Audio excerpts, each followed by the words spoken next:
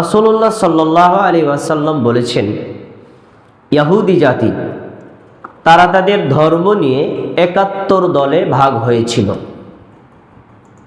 এক দল গিয়েছিল জান্নাতে, বাকি ৭০ দল জাহান্নামে।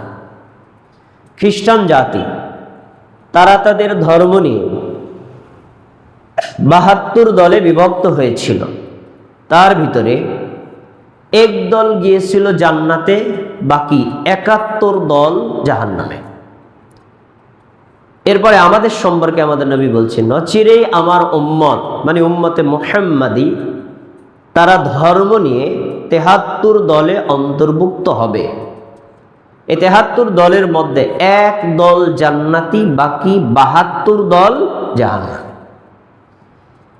এই পর্যন্ত গিয়ে যখন আমাদের নবী থেমে গেছেন, তখন সাহাবীদের মধ্যে প্রশ্ন করছেন, ক্বালু ইয়া রাসূলুল্লাহ ওমান হিয়া, আল্লাহ রাসূল ৭২ দল জাহান্নামী, ওদের সম্পর্কে আমাদের জানা কোনো দরকার নেই, কারণ আমরা জাহান্নামী হতে চাই না।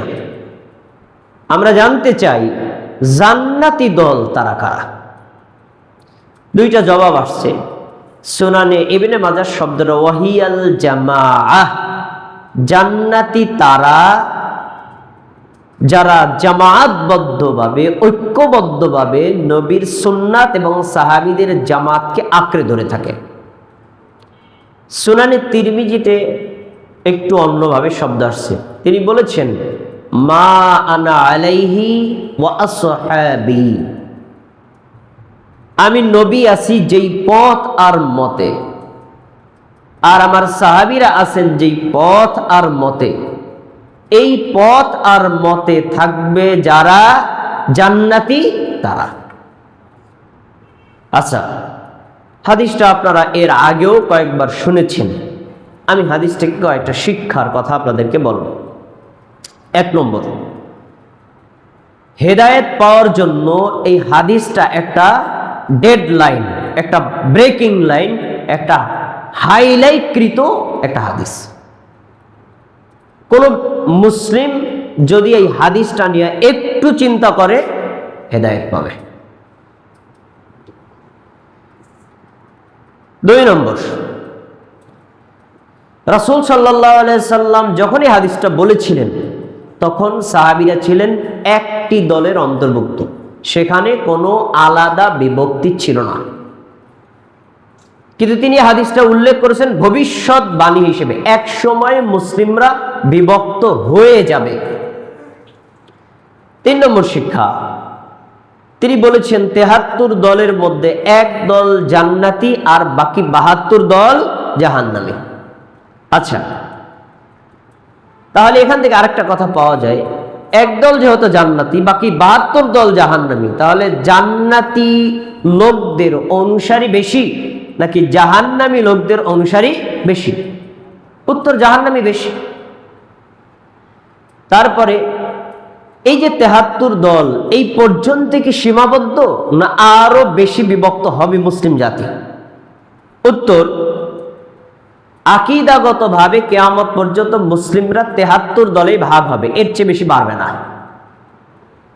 আমলগতভাবে বিভক্তি আরো হতে পারে। আসলে এই হাদিস দ্বারা উদ্দেশ্য হলো আকীদাগত বিভক্তি। আচ্ছা, এরপরে ইখতিলাফ বনাম ইফতিরাক। মুসলিমদের মধ্যে কোরআন হাদিস পড়ার পরে বুঝের মধ্যে পার্থক্য থাকতে পারে, এটা হলো মত পার্থক্য।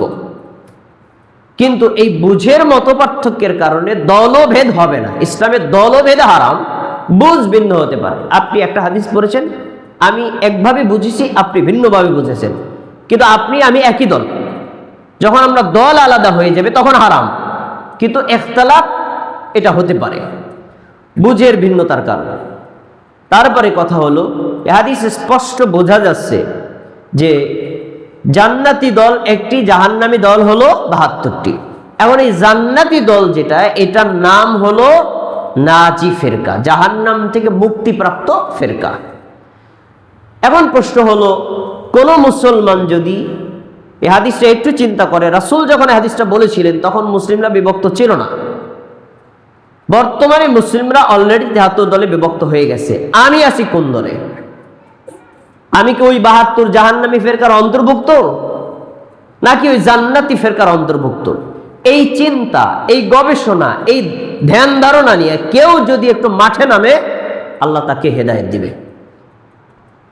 আর যদি কোনোদিনই চিন্তা না করে, তার নিজের মতো করে ধর্ম পালন করে, সে কি জাহান্নামী ফেরকার অন্তর্ভুক্ত না যে জান্নাতি ফেরকার অন্তর্ভুক্ত, এইটা নিয়ে সে কখনো না ভাবে, তাহলে সে কখনো বুঝতেই পারবে না সে অলরেডি জাহান্নামী ফেরকার অন্তর্ভুক্ত।